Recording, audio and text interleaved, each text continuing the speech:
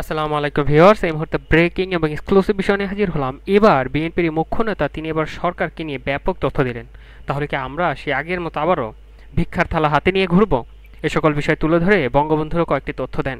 সেই সাথে সরকার এখনও কাদের কথা মেনে চলছে, দাদাবাবুদের কথা, সেটা সকলেই জানে। কেন এই ভারতের আধিপত্য, সরকারকেই বা কীভাবে এখান থেকে রুখে দিবে এই বিএনপি, এবং এই বিএনপির মূল লক্ষ্য কী, তারা আর কি তথ্য দিলেন, সরকারকে হুঁশিয়ারি বার্তা দিলেন, এবং তাদের আন্দোলনের মাধ্যমে এই সরকার কিভাবে পতন করবেন তারও কিছু তথ্য দেন। এরপর যে বিষয়টা দেখলে আরও অবাক হবেন আপনারা, দিল্লির মুখ্যমন্ত্রী অরবিন্দ তিনি এবার বুঝিয়ে দিলেন শেখ হাসিনাকে সমালোচনার মাধ্যমে যে ভারত কখনোই আমাদের সাথে বন্ধুত্বপূর্ণ সম্পর্ক চায় না, তাদের শুধু স্বার্থটাই দেখছে। কীভাবে দিল্লির মুখ্যমন্ত্রী অরবিন্দ শেখ হাসিনাকে সমালোচনা করে হুঁশিয়ারি বার্তা দিয়েছেন, যেই ভারতকে সরকার কত কিছু দিল, এ সকল বিষয় তুলে ধরে কড়া হুঁশিয়ারি বার্তা সরকারকে দিয়ে বুঝিয়ে দিলেন ভারত আমাদের বন্ধু নয়। সেই সাথে সরকারকে আরও কী হুঁশিয়ারি বার্তা দিলেন, তার পতনই বা কবে হবে তা নিয়ে কী তথ্য দিলেন জানতে পারবেন এই নেতার কাছ থেকে। এবং সবশেষে আপনাদের মাঝে তুলে ধরবো গণ অধিকার পরিষদের এই নেতা, তিনি এবার শ্রমিকদের নিয়ে কয়েকটি তথ্য দিয়েছেন। সেই সাথে শ্রমিকরা রাস্তায় নামলে গণ অভ্যুত্থানের সৃষ্টি হবে, আর সেই অভ্যন্তরের মাধ্যমেই সরকার পতন ঘটবে বলেও জানান। আরও কী কী তথ্য দেন তা জানতে পারবে ভিডিও শেষ অংশে। এতক্ষণ শুনছিলেন শিরোনাম, এবার বিস্তারিত চলুন এবার দেখে নেই তাহলে কি আমরা আগের মতো সেই ভিক্ষার থালা হাতে নিয়ে ঘুরবো। কি তথ্য দিলেন, কি বা বোঝাতে চাইলেন, কি বা হুঁশিয়ারি বার্তা দিলেন, চলুন তাদের মূল লক্ষ্যটা কি সেটাও জানবো। তাহলে তারা কার কথা শুনে? কথা শুনে ওই পারের, কথা শুনে ও পারের, এটা পরিষ্কার কথা। তাহলে তারা কি চায়? তারা কি চায় যে এই দেশে আবার আমরা ওই ভিক্ষার থালা আমরা হাতে নেই?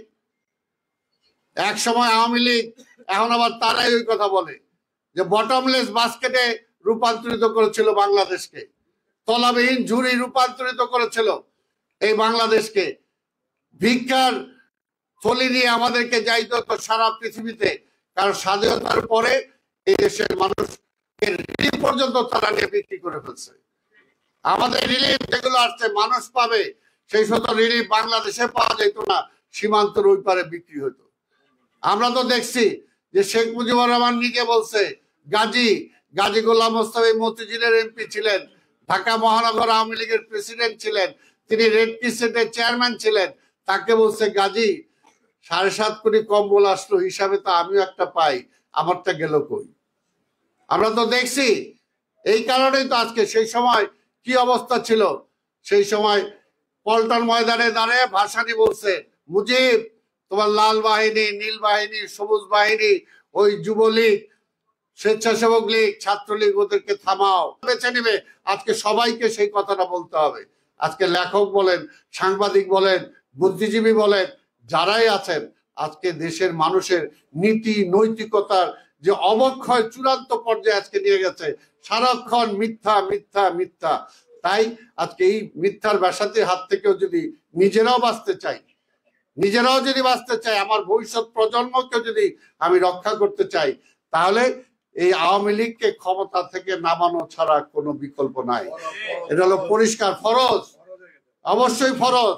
কারণ তারা দেশের জন্য রাজনীতি করে না, তারা দেশের জন্য, তারা আবার মুখ খুলে বলে, আরে ভাই তোমরাই তো বলছো যে ভারত একটা জায়গায় আসছে যে নির্বাচনের মাধ্যমে আর সরকার পরিবর্তনের কোনো সুযোগ নাই। আওয়ামী লীগ সেই পথটা বন্ধ করে দিছে। কাজে আওয়ামী লীগকে বলতে হবে, হয় তুমি নির্বাচন দাও, আর নাইলে তারে উৎখাত করতেই হবে। পরিষ্কার কথা। এখন কোন পথটা বেছে নিবে, আজকে সবাইকে সেই কথাটা বলতে হবে। আজকে লেখক বলেন, সাংবাদিক বলেন, বুদ্ধিজীবী বলেন, যারাই আছেন, আজকে দেশের মানুষের নীতি নৈতিকতার যে অবক্ষয় চূড়ান্ত পর্যায়ে আজকে নিয়ে গেছে, সারাক্ষণ মিথ্যা মিথ্যা মিথ্যা। তাই আজকে এই মিথ্যার ব্যাসাতির হাত থেকেও যদি নিজেরাও বাঁচতে চাই, আমার ভবিষ্যৎ প্রজন্মকে যদি আমি রক্ষা করতে চাই, তাহলে এই আওয়ামী লীগকে ক্ষমতা থেকে নামানো ছাড়া কোনো বিকল্প নাই। এটা হলো পরিষ্কার। এবার যে তথ্য দিলেন তা জানলে রীতিমতো অবাক করেন। দিল্লির মুখ্যমন্ত্রী এবার শেখ হাসিনার কে নিয়ে ব্যাপক সমালোচনা করলেন, জানো, হাটে হাড়ি ভেঙে দিলেন। কি তথ্য দিলেন সমালোচনা করে, চলুন সে বিষয়টা এবার আমরা দেখে নিই। মুখ্যমন্ত্রী অরবিন্দ কেজরিওয়াল আজকে আপনারা ইতিমধ্যেই তার সেই ভিডিওটি দেখেছেন, এবং সেই ভিডিওর মাধ্যমে অলরেডি তিনি হাটে এক প্রকারের হাড়ি ভেঙে দিয়েছেন। ভারতের সবচাইতে জনপ্রিয় মুখ্যমন্ত্রী অরবিন্দ কেজরিওয়ালকে বলা হয়। এই অরবিন্দ কেজরিওয়াল গতকাল বিশাল এক জনসভায় তিনি ভাষণ দিচ্ছেন। সেই জনসভায় ভাষণ দেওয়াকালে তিনি পরিষ্কারভাবে মোদি সরকারের দিকে আঙ্গুল তুলে তিনি এই অভিযোগ করেছেন যে মোদি সরকার বাংলাদেশের প্রধানমন্ত্রী শেখ হাসিনার কাছ থেকে ফর্মুলা শিখে এসেছে এবং সেই ফর্মুলা বাস্তবায়ন করেছে বা করতে যাচ্ছে, যে আগের রাতে ভোট। এই যে বাংলাদেশের বিরোধী রাজনৈতিক দলগুলো আমরা আওয়ামী লীগ এবং শেখ হাসিনাকে বারবার নিশি রাতের প্রধানমন্ত্রী বলে থাকি, তাহাজ্জুদের প্রধানমন্ত্রী বলে থাকি, যিনি আগের রাতেই ভোট সম্পূর্ণ করে থাকেন, আগের রাতেই ভোট করে ফেলেন, যেটি আমরা বিগত 14 সালে দেখেছি, 2018 সালে দেখেছি এবং সর্বশেষ 2024 সালের 7ই জানুয়ারি যে একটি ডামি নির্বাচন হয়েছে, এই নির্বাচনেও আমরা দেখলাম যে কী ধরনের একটি ভোটের আয়োজন আওয়ামী লীগ করেছে। তো এই অভিযোগ আওয়ামী লীগ বরাবরই অস্বীকার করে আসছে, বরাবরই এই অভিযোগটিকে তারা উড়িয়ে দিয়েছে। তো আজকে খোদ যখন ভারতের প্রভাবশালী একজন মুখ্যমন্ত্রী, দিল্লির মুখ্যমন্ত্রী অরবিন্দ কেজরিওয়াল বিশাল সেই জনসভায় মোদি সরকারকে ইঙ্গিত করে এ ধরনের একটি বিস্ফোরক মন্তব্য করেছেন, এটার মাধ্যমে প্রধানমন্ত্রী শেখ হাসিনা বাংলাদেশের, যিনি দিনের ভোট রাতে করেন, এটি কিন্তু আন্তর্জাতিকভাবে আজকে স্বীকৃত হয়েছে। যে মোদি সরকার, এদের যে দহরম মহরম সম্পর্ক এবং ইন্ডিয়ার আনুকূল্য নিয়েই শেখ হাসিনা জোর করে যে ক্ষমতার চেয়ারে বসছে, অবৈধভাবে ক্ষমতার চেয়ারে বসছে, এর বিরুদ্ধে আমাদের সোচ্চার হতে হবে এবং পরিষ্কারভাবে এটি বলতে হবে। কোনো রাজনৈতিক দল কিংবা কোনো নেতা, কোনো সংগঠন যদি এই বিষয়টি বলতে অস্বীকৃতি জানায়, কোনো ধোঁয়াশা রাখে কিংবা কোনো সংকোচ বোধ করে, তাহলে বুঝতে হবে তারা ইন্ডিয়ান ফোবিয়ায় ভুগছে অথবা ইন্ডিয়ার সাথে তাদের কোন একটি দহরম মহরম সম্পর্ক রয়েছে।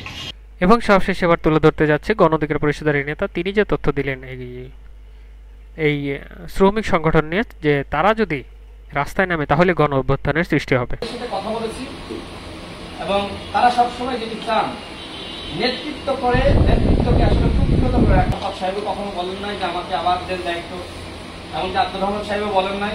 তারা সবসময় এই বিষয়ে পজিটিভ, এই বিষয়ে পজিটিভ যে নতুন নেতৃত্ব আসুক। এখন নতুন নেতৃত্ব যদি তৈরি না হয় তাহলে তো আসলে যার তারকে এরকম শ্রমিক সংগঠন ছেড়ে দেওয়া যায় না। সুতরাং আমরা আমাদের সভাপতি মহোদয় এখানে আছেন, গণ অধিকার পরিষদের সভাপতি, তার সাথে আমাদের নেতৃবৃন্দ আমরা আলোচনা করে এবং সেখানে অবশ্যই আপনাদের কেন্দ্রীয় দায়িত্বশীল নেতৃবৃন্দের সাথে আলোচনার ভিত্তিতে আমরা এমন একটা কমিটি দিব যে কমিটি সবার কাছে গ্রহণযোগ্য হবে এবং যারা প্রকৃতপক্ষে শ্রমিকদেরকে সংগঠিত করতে পারবে। এখন আমাদের পক্ষে এভাবে এই তথ্য দেয় এই নেতা।